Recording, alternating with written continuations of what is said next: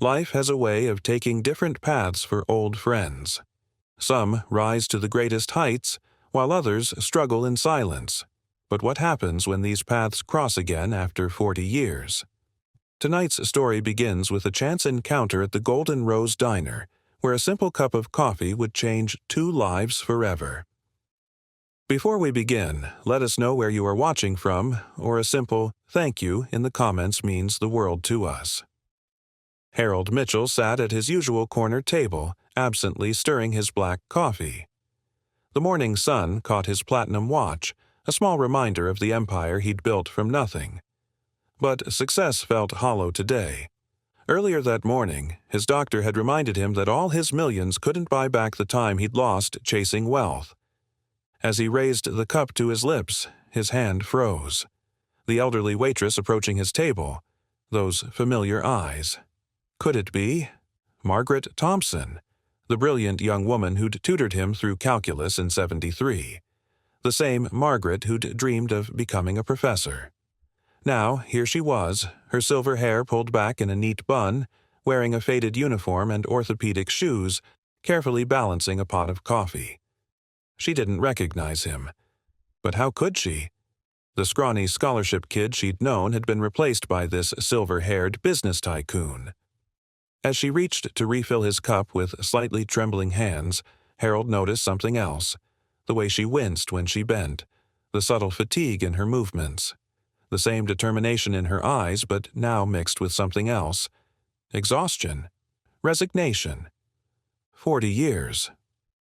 2 lives. One chance encounter that would reveal more than just a story of success and struggle. Harold watched Margaret move between tables, his coffee growing cold. Memories of 1973 flooded back. The bustling campus library at State University, where students hunched over thick textbooks under flickering fluorescent lights. "You're thinking about it too hard," Margaret had told him back then, her dark hair tied back with a ribbon, textbooks spread across the wooden table. "Calculus isn't just about memorizing formulas, Harry. It's about understanding patterns." She'd been the only one who called him Harry, the only one who saw past his threadbare clothes and food stamps to the determination beneath. Every Tuesday and Thursday, she'd stayed late helping him, turning down dates and parties. "Education is our ticket," she'd say, her eyes bright with dreams of teaching at a prestigious university. "My father worked himself to death in the steel mill so I could be here. I won't waste that sacrifice." Harold took another sip of his coffee, the bitter taste matching his thoughts. He'd used that education well, turned a small software company into a tech empire during the '90s boom. His face had graced Forbes magazine twice. But Margaret, what had happened to her dreams? He watched her serve a young couple, her movements careful, deliberate. The girl at the table reminded him of Margaret in their college days. Same confident smile, same air of possibility. But Margaret's smile now carried something else: the weight of untold stories. Between serving tables, she paused at the counter, discreetly massaging her lower back. Harold noticed how she counted her tips with careful attention, tucking each dollar bill away with the precision of someone who knew the value of every cent. The last time he'd seen her was graduation day. She'd been headed to graduate school, earned a full scholarship. "I'll be Dr. Thompson next time you see me," she'd said, hugging him goodbye. "And you'll be something amazing too, Harry, I know it." He'd tried to find her over the years, especially after his company went public, but Margaret Thompson was a common name, and she'd seemed to vanish. Now, here she was, wearing a name tag that read Maggie in a diner 3 states from their alma mater. As Harold observed her interaction with other customers, he noticed how she remembered each regular's order, asked about their families, offered gentle smiles that reached her tired eyes. Success had different meanings, he realized. He'd earned his millions, but somewhere along the way he'd lost the ability to connect with people the way Margaret still could. When she approached his table again, he caught a glimpse of her hands. Slight tremors, joints swollen with arthritis. Yet she carried herself with the same dignity she'd had in college, even as she refilled coffee cups and cleared plates. "Can I get you anything else, sir?" she asked, not recognizing the boy she'd once tutored through differential equations. Harold hesitated. 40 years of questions caught in his throat. "Actually," Harold cleared his throat, his voice softening, "you can tell me why you never became doctor." Thompson, Margaret. The coffee pot trembled slightly in her hand. She stared at him, confusion giving way to recognition in her weathered features. "Harry?" The name came out as barely a whisper. Harry Mitchell. Around them, the diner's morning bustle continued. Clinking plates, murmured conversations, the sizzle of bacon on the grill. But for these two old friends, time seemed to pause. "I need to finish my rounds," she said, professional mask slipping back into place. "My shift ends at 3. Harold nodded, understanding. "I'll wait." For the next few hours, he nursed his coffee, watching her work. He noticed things his wealthy friends would miss, how she slipped a free slice of pie to an elderly man counting quarters for his breakfast, the way she helped a mother calm a fussy toddler, her quiet efficiency even as her limp became more pronounced as the day wore on. At precisely 3 o'clock, Margaret emerged from the back, her uniform replaced by a worn but clean blouse and slacks. She slid into the booth across from him, her movements careful, deliberate. "You look successful," she said, attempting a smile. "And you look tired, Margaret." She flinched slightly at his directness. "Life happens, Harry. Not all of us could become tech moguls." "Yes," she added, seeing his surprise. "I followed your career. It was hard not to. From scholarship kid to software billionaire. Quite a story. What happened to graduate school? The teaching position?" Margaret's fingers traced patterns on the Formica tabletop. Mathematical equations, Harold realized, an old nervous habit from their college days. "My father's health took a turn right after graduation. The steel mill's insurance wasn't enough. Someone had to care for him, pay the medical bills. My younger sister was still in high school." She shrugged. "I made a choice. But after Dad passed, Sarah needed help with college. Then I met John. He was a good man, a teacher. We had David." Her voice caught. "When John died of cancer 10 years ago, the medical bills..." She straightened her shoulders. "But David graduates from community college next month. That's what matters."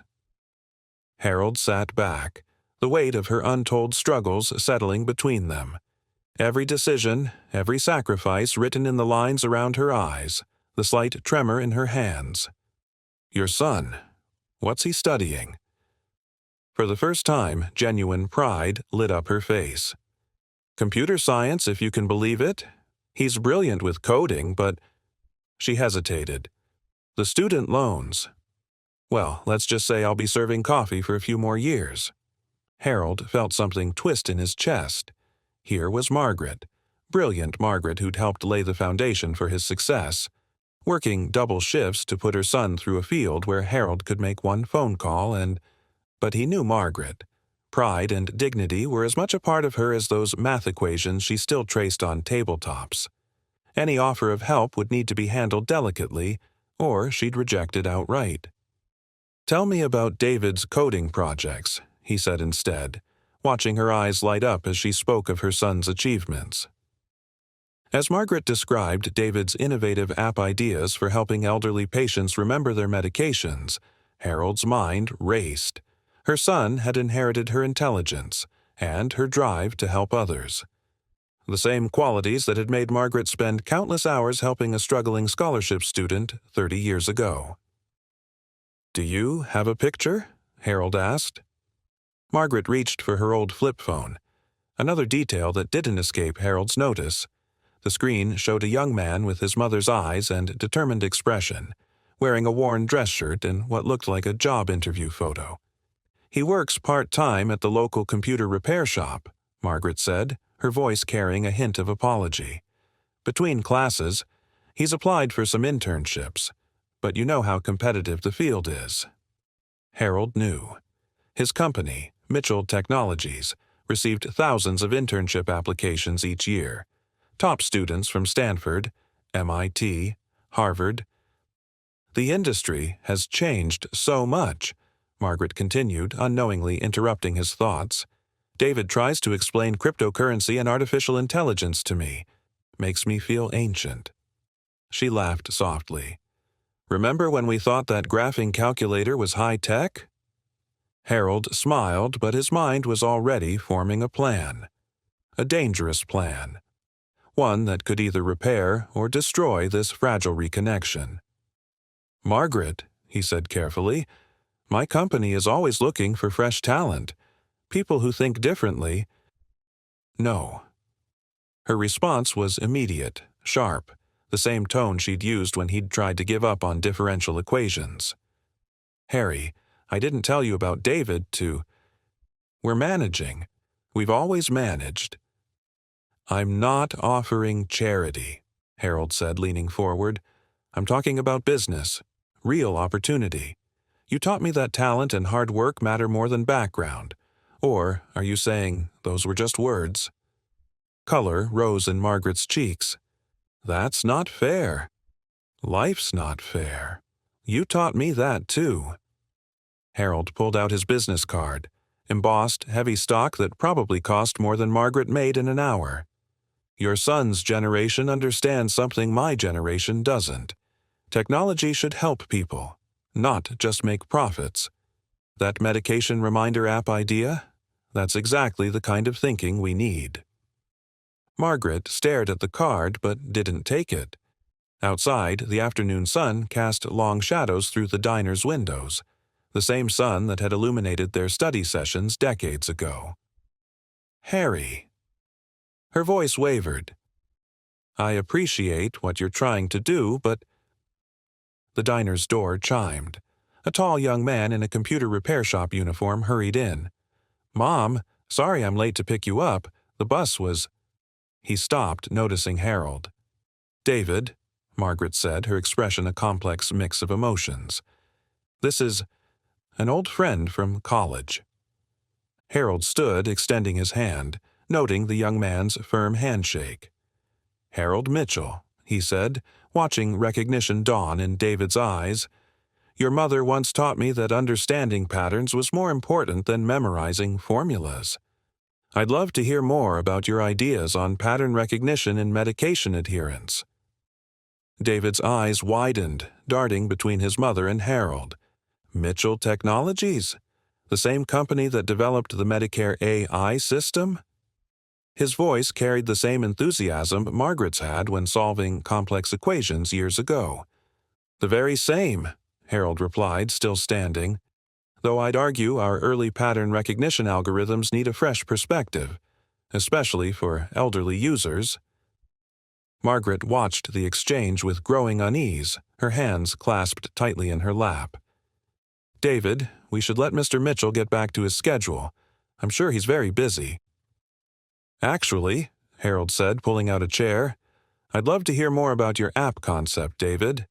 If you have a few minutes? The next hour transformed the worn diner booth into an impromptu tech conference.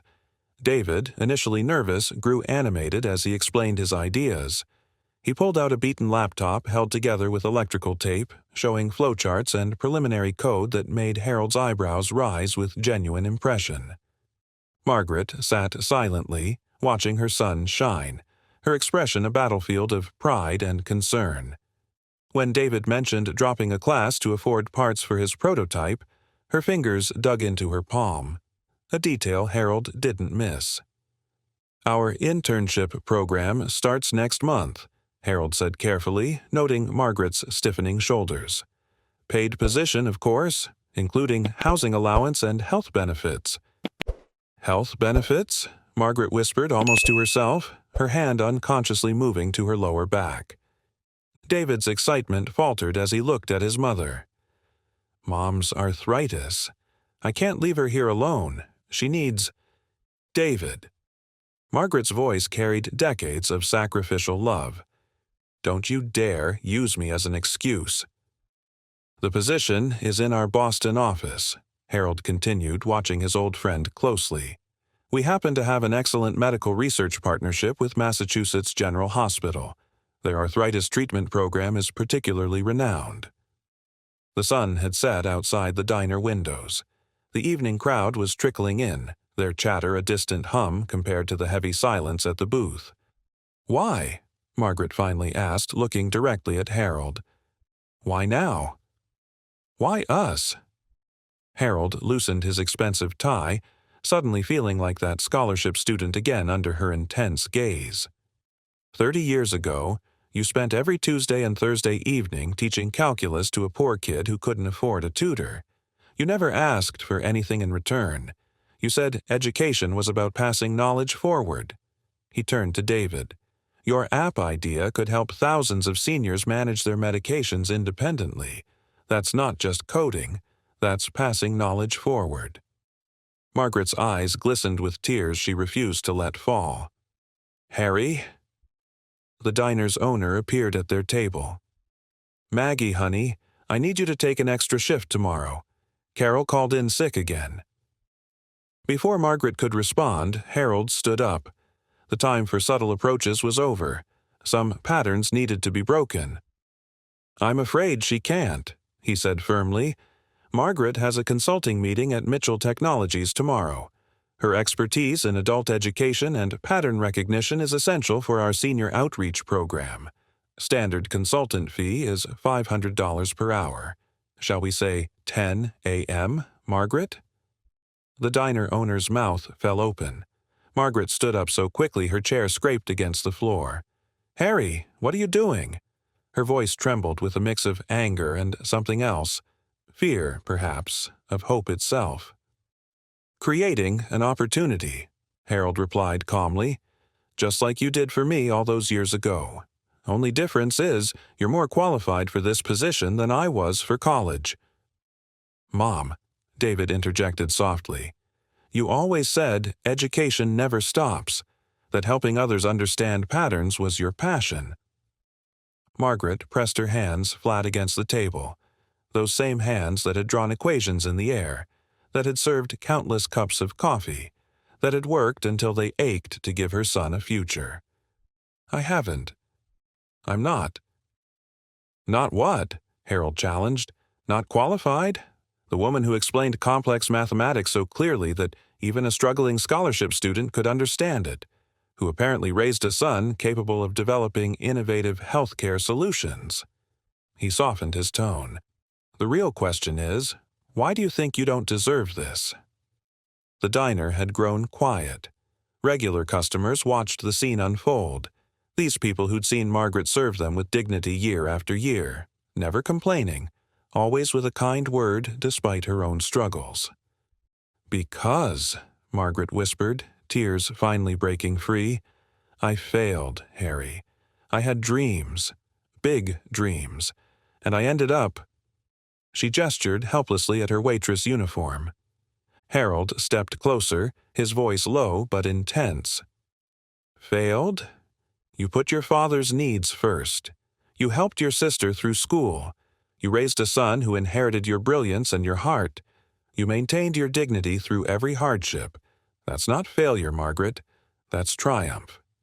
David moved to his mother's side, placing a hand on her shoulder. "Mom, remember what you told me when I was struggling with advanced programming? Success isn't about knowing everything. It's about being willing to learn something new every day." Margaret looked between them, her son so full of the promise she once had, and Harry, the living proof that sometimes dreams just take a different path. "The consulting position," Harold continued, "includes remote work options. You can guide our educational outreach program while David's in the internship. Your experience with seniors here at the diner, that's invaluable for making our technology more accessible to older users." He paused. "And yes, it includes comprehensive health coverage. No more choosing between arthritis medication and David's textbooks." The diner's ancient wall clock ticked loudly in the silence. Outside, the evening traffic hummed, a world continuing to move forward, waiting for Margaret's decision. Margaret wiped her tears with the corner of her apron, a gesture so familiar from years of diner work, yet now holding a different meaning. She looked at Harold, really looked at him, seeing both the successful businessman and the struggling student she'd once known. "You're as stubborn as you were with differential equations," she said finally, a small smile breaking through her tears. Never taking no for an answer. "Learned from the best," Harold replied. "So, 10 a.m. tomorrow?" The diner owner stepped forward, surprising everyone. "Maggie, if you don't take this chance, I'll fire you myself." Her voice cracked with emotion. 15 years you've worked here, 15 years of double shifts and never a complaint. It's time." David squeezed his mother's shoulder. "We could do this together, Mom. Your teaching, my coding. Help people like Grandpa." Margaret took a deep breath, straightened her shoulders, the same way she had when facing difficult problems in their study sessions decades ago. "On one condition, Harry." "Name it." "The medication reminder app? If it works, it needs to be affordable, not just for rich people, for everyone who needs it." Harold grinned. "Already thinking like a consultant. That's exactly why we need you." He extended his hand, not with charity, but with respect. "Partners?" Margaret took his hand, her grip firm despite her arthritis. "Partners." As they finalized details, the diner's regulars broke into spontaneous applause. Margaret blushed but stood taller, her dignity no longer a shield against life's hardships but a foundation for new beginnings. Later that evening, as Harold watched Margaret and David leave the diner together, he remembered something she'd told him during their college days. "Sometimes the most important patterns in life aren't the ones we plan for, but the ones that find us when we least expect them."